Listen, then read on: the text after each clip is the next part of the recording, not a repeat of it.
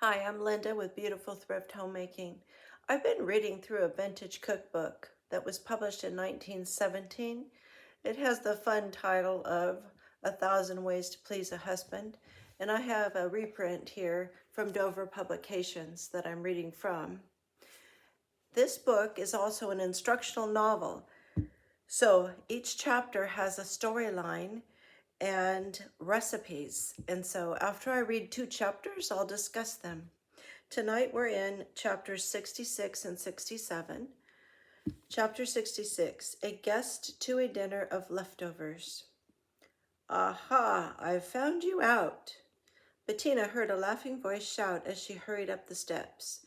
Why, Jack, when did you come to town? This afternoon.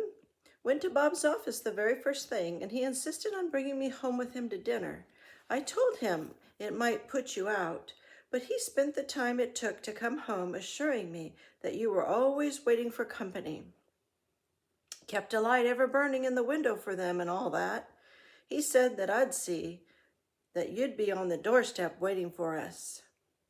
And after all that, you weren't here, said Bob reproachfully. I'm just as sorry as I can be not to live up to Bob's picture of me, said Bettina. I generally am waiting for Bob, almost on the doorstep, if not quite. But this afternoon I've been to a shower for Alice. Do you remember Alice, Jack? Very well. The gay, dark-eyed one. You don't mean to say that she's found a man who's lively enough to suit her? Well, she seems to be suited all right. But I must fly into an apron if you boys are to get any dinner within a half hour. Jack, you'll have to pardon me if after all of Bob's eloquence I give you a meal of leftovers. Don't apologize to a bachelor, Bettina. He probably won't know leftovers from the real thing, said Bob. Bachelors are said to be the most critical of all, she answered, but I'll do my little best to please. That night, Bettina served roast beef pie, bread, butter, sliced tomatoes with salad dressing, marble cake, and coffee. So in this chapter, we have the recipes for the roast beef pie, the marble cake, which has parts to it, the dark part and the light part. And that's it for the chapter. All right. So we'll go over the recipes after we read the next chapter. Chapter 67, A Handkerchief Shower. What a cunning table, exclaimed 4 girls in various words and ways. Ruth and Bettina smiled happily to each other, for they too had admired the low bowl of purple and yellow pansies in the center, and the tiny individual vases for a few pansies at each place. The dainty doilies were also attractive, and Ruth had darkened the room and lit the small yellow candles on the table. But Bettina helped with the souffle and the gold hearts, she said gallantly. Did you see her disappear a short time ago? She was baking the cakes. When she suggested refreshments that should be made just before they were served, I was frightened. But when she offered to bake the things, you may be sure I was delighted. At this moment, a small figure appeared in the doorway. Wendy, Cousin Worth? Yes, dear. In popped little Marjorie, Ruth's cousin, carrying a huge bouquet of handkerchiefs folded like white roses, fastened somehow to long stems with green leaves attached, tied with streaming yellow satin ribbon. Making a low bow to Alice, she recited in a baby voice, A handkerchief posy to carry each day. We trust they will not come amiss. In fact, we are sure that no other bouquet was ever so useful as this. Thank you, you darling, said Alice, receiving the gift with delight. And Ruth served apricot souffle, whipped cream, gold hearts, salted peanuts, and coffee. And here we have Bettina's recipes for the apricot souffle with whipped cream, and the gold hearts, and the salted almonds. Interesting, because it says salted peanuts. in the menu, but the recipe is for salted almonds. All right, I think that's probably an error. All right, join me and we will just have a little discussion about these chapters and what's going on in the storyline, along with the recipes. So we're gonna discuss chapter 66 and 67. And we have Bettina's recipes for the roast beef pie that I was going to talk to you about. So a bachelor named Jack is visiting, and he came home from work with Bob. He went to Bob's office to meet him, and they walked home together. All the while, Bob was reassuring Jack that Bettina would be happy to have a guest for dinner and to see Jack and so forth. So they apparently are old friends. Roast beef pie is made with 2 cups of chopped cold roast beef, 1 cup of gravy, 1 cup of cold diced potatoes cooked, 2 tablespoons of chopped onion, 1 cup of flour, 2 teaspoons of baking powder, 2 teaspoons of lard, 1/8 a teaspoon of salt, and 6 tablespoons of milk. Mix the beef, gravy, potato, and onion. Place in a shallow buttered baking dish. Make a biscuit dough by cutting the lard into the flour, which has been sifted with the baking powder and salt, and gradually adding the milk. Pat the dough into shape and arrange carefully on top of the meat.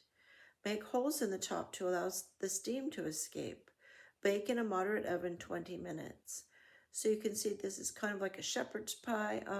No, shepherd's pie I think has mashed potatoes. And a pot pie is with a crust, like a pie crust. So this is one of those types of meals. So it has a biscuit on top of the kind of the roast beef with the gravy and potatoes in it. I'm surprised there aren't peas in it. Seems like peas would be good in that. But that does seem like a hearty meal for a fall menu. And then the marble cake was interesting. The marble cake makes 14 slices, and you have 2 parts that you do for it. And so I'll show you about that. You have 1 cup of sugar and 1/2 cup of butter that you cream together, and you divide those into 2 parts, 1/2 for the light and 1/2 for the dark. For the dark part, you add 1/4 cup of molasses, 1/2 cup of milk, 2 egg yolks, 1 cup of flour, 1 teaspoon of baking powder, 1 teaspoon powdered cinnamon, 1/2 teaspoon of powdered cloves, 1/4 teaspoon of grated nutmeg, and 1/2 teaspoon of vanilla. Mix this together thoroughly and set aside while the light part is being mixed. In the light part, you have the other 1/2 of the butter and sugar, and you add to it 1/2 cup of milk, 1 cup of flour, 1 teaspoon of baking powder, 1/2 teaspoon of vanilla, whites of 2 eggs beaten stiff. You're going to put large spoonfuls of light and dark batter alternating in a loaf cake pan, well fitted with waxed paper, until the pan is 2/3 full. Then you're going to bake for 35 minutes in a moderate oven. All right. So that's kind of a fun dessert, isn't it? And then we have, of course, they are having coffee with that marble cake after the meal. All right, so now we have the baby shower, not the baby shower, the wedding, like a bridal shower for Alice that is now going to include a handkerchief, bouquet. So I know in a lot of these showers, there's these clever little ways of folding things into other things. So this is what they did. They folded the handkerchiefs to look like flowers, and a little girl who is a relative of Ruth, a little girl named Marjorie, came and made a low bow to Alice and said this little rhyme about the handkerchiefs, and so pansies are the decoration for the tables. We've had pansies before as table decorations, And then Ruth is making some of these things. She made the apricot souffle, 1/4 pound of dried apricots, 1/2 cup of sugar, 1 teaspoon of lemon extract or 1 teaspoon of lemon juice, 1/8 teaspoon of salt, 3 eggs, 1 teaspoon baking powder, 1/4 teaspoon of vanilla, and 6 candied cherries. Wash the dried apricots and soak for 3 hours in sufficient water to cover them. Cook slowly until tender, about 10 minutes, in the same water in which they were soaked. Press through a colander. Add the sugar and cook until very thick, stirring constantly to prevent burning. Add salt and extract. Allow to cool. Beat the egg whites until very stiff. Add the baking powder, apricots, and vanilla. Stir just enough to mix. Pour into well-buttered individual tin or aluminum molds until 2/3 full. Place the molds in a pan of hot water and bake 35 minutes in a slow oven. Turn off the fire and allow the pans to remain in a warm place so that they will not fall. When slightly cool, remove carefully and serve as quickly as possible. Place whipped cream and a candied cherry on the top. Oh, actually, this was the one that Bettina helped with then, and we know that because of what happened in the story there where Ruth was talking about that. All right, so it had to be made just before the guests arrived. Whipped cream is served with that, and that's 1/2 cup of heavy cream, teaspoon of sugar, 1/4 teaspoon vanilla, 3 drops of lemon extract. Beat the cream until thick, add the sugar, vanilla, and lemon extract. Place in a cool place until used. Now, gold hearts were interesting. There's 12 of them being made with this recipe, and that is let me see, that is made in a large flat pan prepared with wax paper, and then they cut out the heart shapes. So it's kind of like little cutout cakes. So the gold hearts are 4 tablespoons of butter, 1/2 cup of sugar, 3 egg yolks, 1 tablespoon of water, 1/4 cup milk, 7/8 of a cup of flour, 1 teaspoon of lemon extract, 1 teaspoon of baking powder, and 1/8 teaspoon of salt. You cream the butter, add the sugar, and mix well. Add the egg yolks beaten well, and the water, milk, flour, baking powder, lemon extract, and salt. Beat for 2 minutes. Pour into a large flat pan prepared with waxed paper. The batter should be 3/4 of an inch thick in the pan. Bake 12 minutes in a moderate oven. Remove the paper and cut when cool with a heart-shaped cookie cutter. Wet the cutter with water before using, as this assures even edges. Keep it in a moist place until ready to serve. And then there's recipes for the salted almonds, which, as I said, in the menu, it says that they are serving salted peanuts.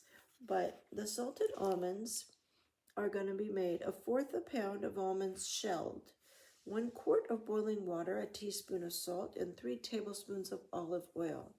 Allow the almonds to stand in boiling water in a covered utensil for 15 minutes. Rinse off with hot water and place in a colander. Remove the skins. Place oil in a frying pan. When hot, add nuts. Stir constantly over a moderate fire for 15 minutes. Pour into a clean cloth. Rub off any oil which has remained on the almonds. Sprinkle salt over the nuts while warm. When thoroughly cooled, place the almonds in a covered tin can until ready to serve.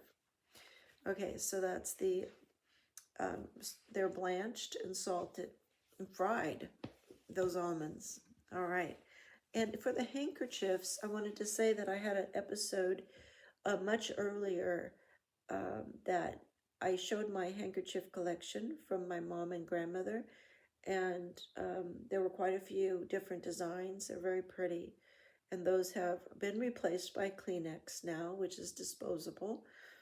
But handkerchiefs were used back in the day, and in 1917, certainly handkerchiefs were a regular part of something a lady would carry with her everywhere she went. And a man would carry a handkerchief folded in his pocket also. so that he had one with him as well for whenever it was needed. All right, so those are those two chapters. I hope you enjoyed the recipes and the stories. If you haven't started my videos from the very beginning to follow the storyline and learn about the people and what's going on with these friends of theirs and stuff, then you might want to start at the beginning and just watch them in order, and the story will just progress. Otherwise, thanks for being with me, and we'll see you next time.